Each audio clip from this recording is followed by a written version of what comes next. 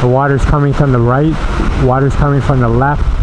I'm on the 16th floor and there's leaves flying up as high as this. Hello everyone, this is Ronan Blue. This is day 5 in Kuala Lumpur. Today we actually decided to just hang out at our Airbnb just to rest up from all the activities we've been doing for the past week. I was a little bit tired from the heat walking from one place to another. We weren't actually able to go fully into Little India yesterday just because it was a little too hot. And we decided to go straight into a department store. But me and my girlfriend had a chance of just sitting down and talking about all the possible countries we were thinking of retiring to. So for those who have been following my channel for a while now, know that I've been doing a lot of reviews on potential countries we can to go to. Southeast Asia or Latin America or parts of Europe as well. But we first decided to come here to Malaysia, even knowing that retirement wouldn't be a possibility until we are of the age of 50, which is a pretty far ways away for us. But meanwhile, since we have hit financial independence, we'll need to hang out in other countries and probably do some visa runs till we reach the age of 50. And one of the main reasons why we have chosen Malaysia as a retirement destination is because, well, first off, they primarily speak English as a second language. Well, the affordability as well and the conveniences, the transportation system as well as the infrastructure is on par with that of North America, as well as the medical facilities here is also on par as well. A lot of the physicians or the doctors who practice medicine here have been educated in the United States. All of that has already been researched in my previous video, 8 best reasons for retiring to Malaysia. But we do have plenty of time till we reach the age of 50, and we believe this is probably the location that would be best suited for us. Whether it be living in Penang, the tropical island there, with the beaches and just a small town mentality.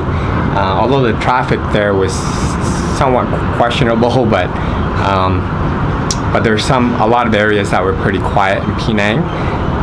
And then there was Melaka as well.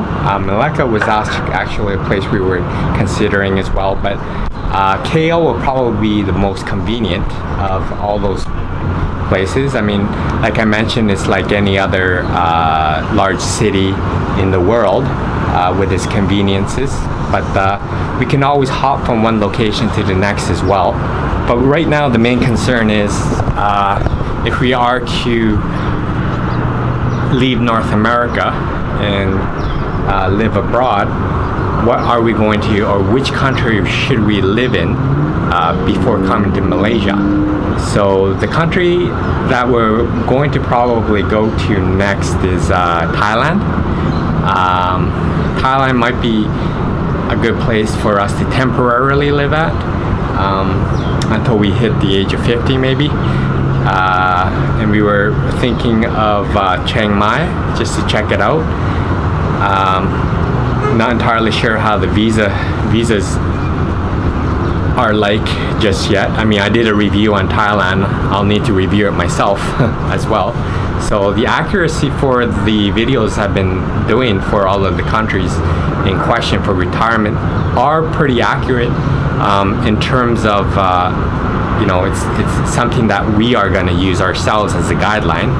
So I'm trying to make it as accurate as possible. I mean, nothing is 100%, but yeah, but Thailand has come onto our plate. But this balcony is definitely a highlight. It's really worth having to just sit here. It's still pretty hot, but I'm enjoying it. But as I was saying, Thailand, Chiang Mai would probably be a good place for us to temporarily live at. Vietnam also came onto our plate as well. And also the Philippines. So we were thinking maybe hopping from one country to the next till the age of 50. until we could settle down here in Malaysia. So eventually, you know, you can't just keep hopping from one country to the next, you know, temporarily just living at one place to another. That's what I concluded anyways. It's probably best to always look for a place where you can settle down at. Malaysia is probably the best place for us to eventually settle down to. Meanwhile, we'll just have some fun hopping from one country to the next. Thailand, Vietnam, the Philippines, maybe Cambodia. We're also going to Japan as well. My girlfriend is originally from Japan, and we have to definitely meet her parents as well. So, or live with her parents maybe for a little while. Actually, yeah, they really do want us to come over there. So, but yeah, we'll see how that goes. But Malaysia is interesting as well because it's a multicultural Asian hub. So there's a mixture of the Malay, who make up roughly about 66% of the population, and then there's the Chinese, who come next, that make up about 23% of the population, and then the East Indians make up about 13%, and the rest are just from all other types of nationalities. And yeah, the people are so friendly here. Like I mentioned, the other day when we were waiting for our train to Batu Caves, I met this young Malaysian woman who just started giggling at me. I didn't know why at first, but she asked, "Are you Korean?" And I goes, "Oh no, I'm not Korean." And then she knew right away from my accent that I definitely wasn't Korean. And she was just curious and carried on our conversation, and she started talking about her life here in Malaysia and how she also went to Japan as well for like a month and a half when she was a kid, and how she hung out with her host family there, her life experiences here and how wonderful it is in Kuala Lumpur. Yeah, she just basically said that everyone here, although they do have their cultural diversity, they do live together as one group known as Malaysians. It's kind of like how it is back home in North America, where all the nationalities are mixed and everything like that. But in this particular case, the mixture is all Asians. So, and you can see it in the diversity of their foods as well. So that's what makes their food so unique, and it's called the food paradise of Asia. So all types of different Asian nationalities flock over to Malaysia because it's called the Asian food paradise. Whether it be Chinese food or East Indian food or Malay food, it's all mixed together, and it makes a very interesting blend. I do have the occasional people just staring at me as well, although I'm Asian as well, but then something about me, I guess, seems a little bit different. I thought maybe I can get away with having to be just like them physically, without having to open up my mouth, but the case wasn't the case at all. They can tell that I'm somewhat different from them, not sure how, but they know. But it doesn't make me all that, you know, uncomfortable or anything like that. But I do get the occasional stares here and there. I also get people staring at me when I'm talking to her in English. Although, yeah, like I said, English is a secondary language here, but my accent is obviously from North America, so they become even more curious on where I'm from or what I am. But these past 2 weeks, I feel I have grown as a person. I know it's only been a couple of weeks here in Malaysia, but having to hop over from the small towns of Penang and Melaka to this large city in KL, it actually has that transition from the small town mentality to the the large city mentality. So there is a huge difference between them as well. I mean, obviously in Penang and Melaka, they're a lot more laid back than they are here in KL, where they're a lot more busier. But in most cases, people mind their own business. They're quite conservative people.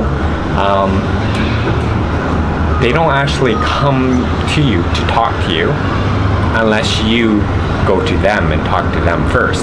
So at first glance, they're a little bit unapproachable, but once you do approach them, they give you this huge smile, and they'll go out of their way to get to know you, and they're so super friendly. You know, it's just kind of that mentality. But the city population not only consists of the Malay, the Chinese, and the East Indians, but there's also a mixture of those from Southeast Asia as well, from Indonesia and the Philippines and Vietnam as well, who come here to work. I met an old man at the station. He was from Indonesia, and he didn't speak a word of English at all. But we still managed to communicate, and somehow he understood partially of what I was saying, although he couldn't really speak. But I found out that he had children who lived in Australia, and how he was coming back and forth from Penang to Indonesia there for medical purposes. Aged old man, but he was interesting to talk to as well while we were waiting for our bus there. You'll see a lot of European tourists as well. I actually heard from one Malaysian woman that there was a population of about 100,000 Japanese here as well. Some of them who were born and raised here as Malaysian Japanese, I guess you can say, and some who just decided to come over to retire. So that was interesting to me as well. So there's a relatively large Japanese community as well, and they also made a little bit of a town as well.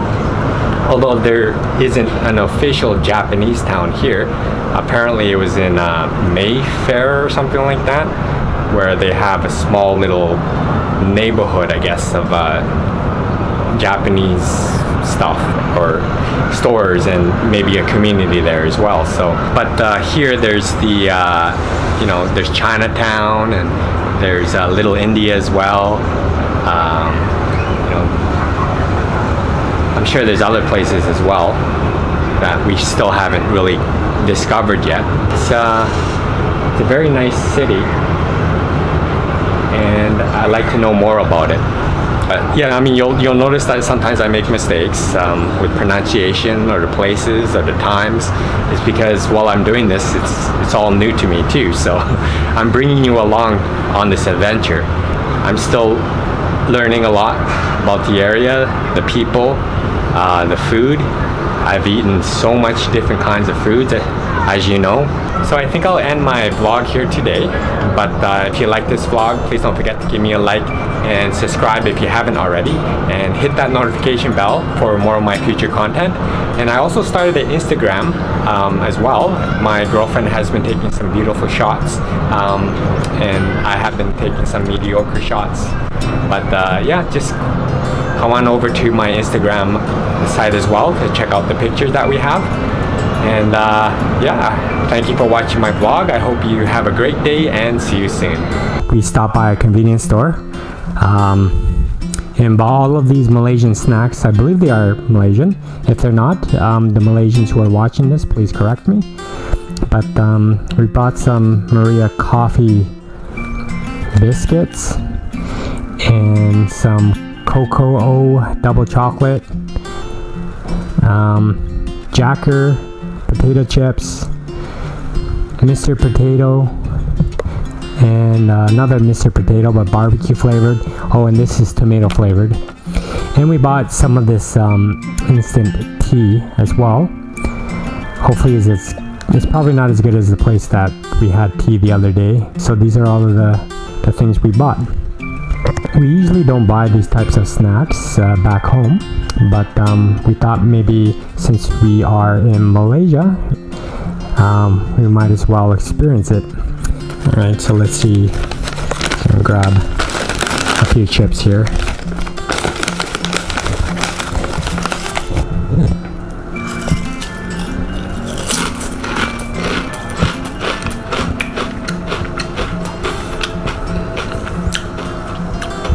Yeah, it's all right. The sizes of the bags here are so tiny.